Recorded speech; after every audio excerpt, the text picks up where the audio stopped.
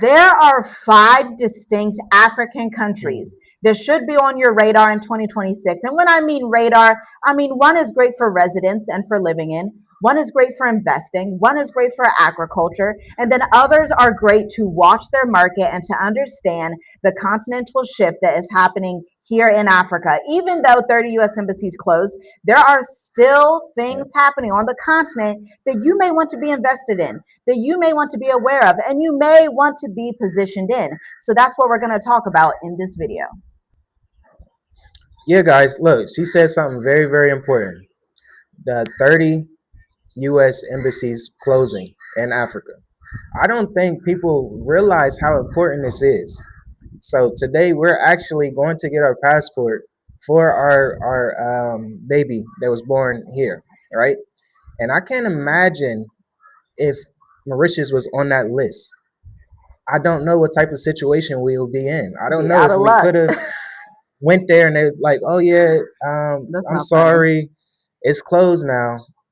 That's the reality Mm-hmm. that's happening. So Mm. this is why we tell people you have to Wow. keep up with this information that happens, the things that um, happen in the West that is going to affect Africa.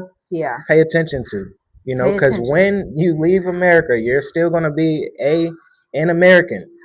That's something I'm not sure if shocking, but you're going to have that blue passport, so you're going to be an American, and you need that the American embassy consulate to make sure that things are good for you and you got the right information when you move to that country. So let's get into these five countries. Exactly, because what's the solution to that? If you're in a country like Namibia, Sierra Leone, Botswana, Mm, Zambia, Mozambique, who have been impacted, then how do you renew your passport? Well, who knows? Maybe somebody could report back and tell us because there is yeah. no embassy. Also, the embassy sometimes when people run out of money and they catch a flight back to the States, the embassy will provide those resources for them if it's an emergency situation. Yeah. We've seen that happen with friends, with people we have known. But if there's no embassy, then there's no assistance, there's no help. We've also touched on the fact that part of the reason the embassies have been closing is because America is a fallen empire. Mm, Empires that are expanding expand. Empires that are contracting contract it's and the get time. smaller. Yeah. So America is not able to upkeep those 50 US embassies we used to have across Africa. They are even closing US embassies in Europe and in Asia as well. So understand it's not just Africa. It's just Africa hits the headlines. But there have been closures in the US embassy in Germany as well, in the US embassy in Cambodia and Laos as well. They are contracting and Wow. saying we are going to only use resources on this side of the world because we're $40 trillion in debt. Like, who can really afford to have all these embassies? But Mm, here are the five African countries you need to watch. There are specific reasons that we are naming these countries. Number one is for ease of access. Number one, to do business in Africa, period. mm. You can fact check us. I encourage you to do that. It's one of the best things that you can do in your life right now. Fact check what we're about to say because Mauritius, Africa, is number one for doing business on the continent. Ease of doing business, getting a business registered, then that business actually being profitable. These are the measurements that we look at for, hey, how easy is it to do business in these countries? This is where you'll see countries leaving or companies leaving certain countries like a South Africa, a Kenya. They may Yeah. be expanding to Mauritius for a reason. Not only American companies, but we see Korean companies here. There are Russian companies here. There are South African companies here. There Mhm. are global companies that are heading to Mauritius because Mauritius has plans to be the new Singapore of Africa, which I Yeah. think is a beautiful thing. If you look at Singapore's history, I've been studying it economically and in their entrepreneur sphere. It's Mm. really interesting because they went from just being this little society that didn't have much to being top next Yeah. to Dubai And the for doing finances. business in Yeah. the world. And with Dubai being kind of out of the equation because of the war, Singapore is, of course, going to accumulate and attract those top investors, entrepreneurs, expats, all of those things. And Mauritius is Mhm. lining up as a close second, okay? Mauritius gives you 10-year residency, whether you're a retiree, self-employed entrepreneur, or an investor. And then they also have a premium digital nomad visa, which is about to get a name change to the golden visa with the same exact requirements of 2,000 or $1,500 per month. Now, if you are interested in keeping track with those updates, go to the Mauritius Economic Development Bank government website. That is your final source of information for Hmm. Mauritian residence permits. Do not get gossip. Do not just be like, "Oh, well, I heard." Don't listen to Do what you your heard. research, yeah. Go to the official government website. If the portal's still open, ma'am, sir, that means that you can put in your application and get your residence. Okay, this is why gossip is horrible. You just want to put that gossip out the window and go to the source. Now, number two, South Africa. South Africa cannot be ignored. I mean, have you seen that Walmart is open in South Africa? Like, that's Yeah, kind of crazy that they have taken Walmart and put it in South Africa. Now, it's we a do huge not see business. South Africa as somewhere to live or to invest or to retire or to raise children, but it is an economic conglomerate in Africa that you do want to pay attention to, both for the good and the bad things. You want to pay attention to how investors are moving to the southern part of the continent. The fact that South Africa still has their U.S. embassies open. Now, one U.S. embassy in South Africa closed down that was in Pretoria, but Johannesburg and Cape Town U.S. embassies are still open. So you just want to be aware of that. You may want to get connections in South Africa. You may want to get talent Yeah. and hire people from South Africa. We've hired talent in South Africa in our businesses. You may want to do the exact same thing and understand which countries are good for residents, which are good for investment, which are good for talent. Now, Hmm. moving on, Nigeria. Nigeria has been one of the top economic contributors in Africa, period. Nigeria, Egypt, and South Africa. But Nigeria is unique right now because they have been attracting a lot of diaspora. They have been attracting a lot of investment. And of course, they are like the tech hub of the continent that rivals maybe a Kenya. When we talk about Silicon Valley, Africa, Nigeria was really that first one.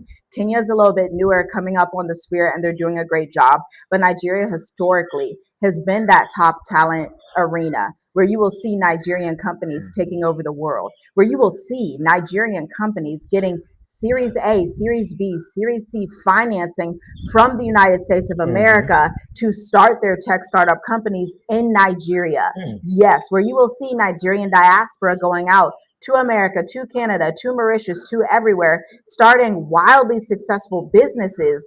And then you may become their clients or they may become your clients. Yeah. Nigeria is that top dog. Everybody knows it. Shout out to Nigeria.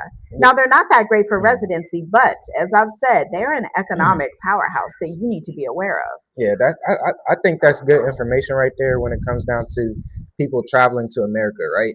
So if you see an African that travels to America, that means that they are really their mindset is a little bit different. Their mindset is like a business mindset. They have the money to do it too. So as we know, Donald Trump he changed uh, the bond price of $15,000 that they have to come to America, right? It's a whole process. I'm telling you guys, it's a whole process for Africans to get to America. Yeah, It's a long process. It's sometimes years at a time just to get a visa, right? yeah, So when you see people from these countries, and like I'll say, yeah, in Mauritius, America, South yeah, Africa, Nigeria, and a couple countries that we're going to be naming soon, that means that hey, you might want to pay attention to those countries and what type of business do they do in in these countries, right? yeah, What's the big businesses that's happening there?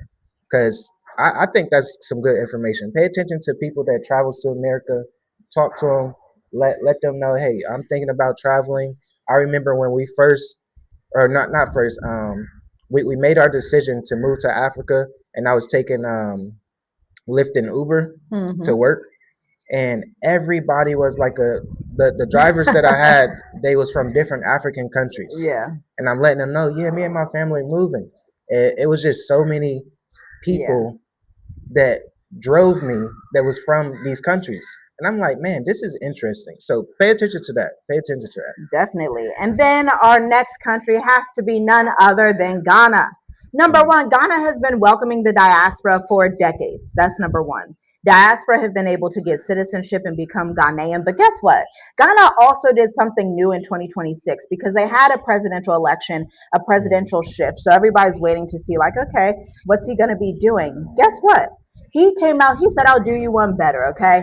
If you want to invest in Ghana, if you are a freelancer, an entrepreneur, you have some type of service based business, you're a real estate agent, you are in any industry, and you want to invest in Ghana, they have a 5 year investor permit, not 10 year, but 5 years is your next best thing.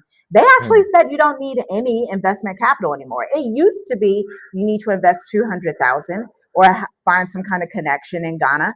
But mm, now they're saying, actually, just bring your expertise, bring your innovation. We want your brain, we want your talent, we want your experience to apply it to the Ghanaian economy. I think this was so cool.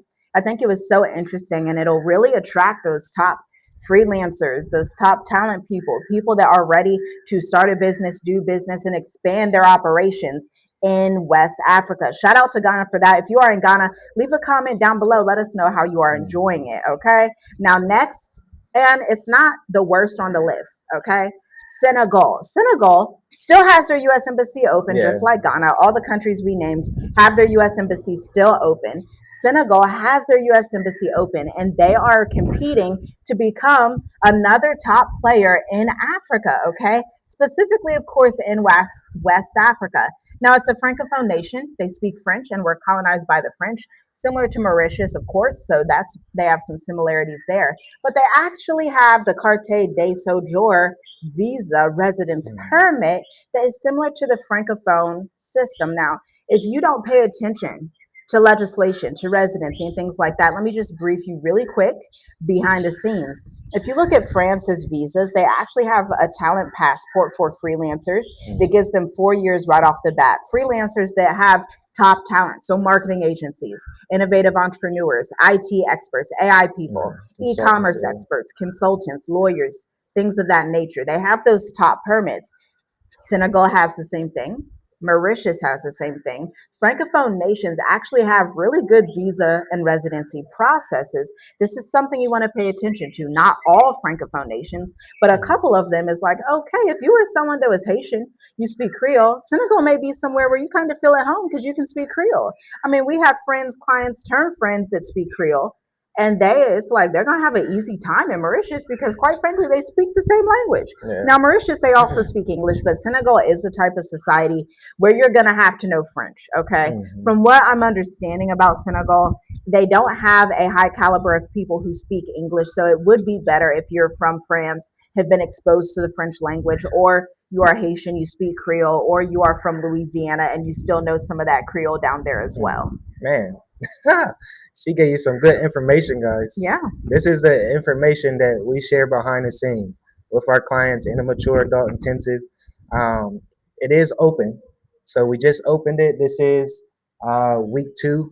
That is cohort 9, but cohort 10 we just opened the link.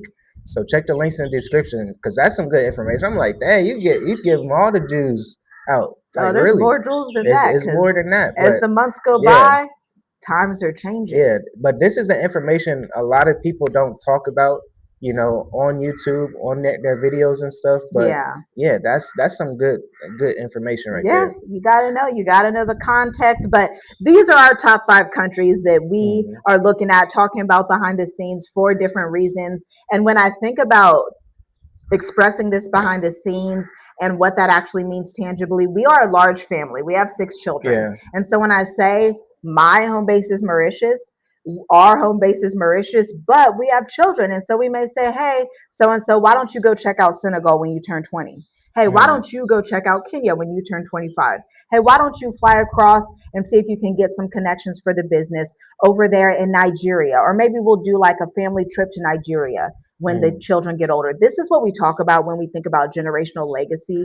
These are the things that we are planning for when we mm, say, hey, we are looking at this country. It doesn't mean in the immediate future necessarily, but we're like, hey, we're keeping an eye on it if we want to help our children move in that way, or if we want to help them invest in certain businesses in those territories because we love Africa. A lot of people ask, well, why not South America? Why not Asia? It's just our prerogative. It's just our calling. We love mm. Africa. Our Yeah. family has been called to Africa. Our family has increased exponentially in Africa. And so that is our home. That's where we're going to stay. We are African people, although we are from America. So, Yes. All praises. shalom, shalom. All praises to the Most High Yah in Yahusha's name. We'll see you in the next video. Shalom, family.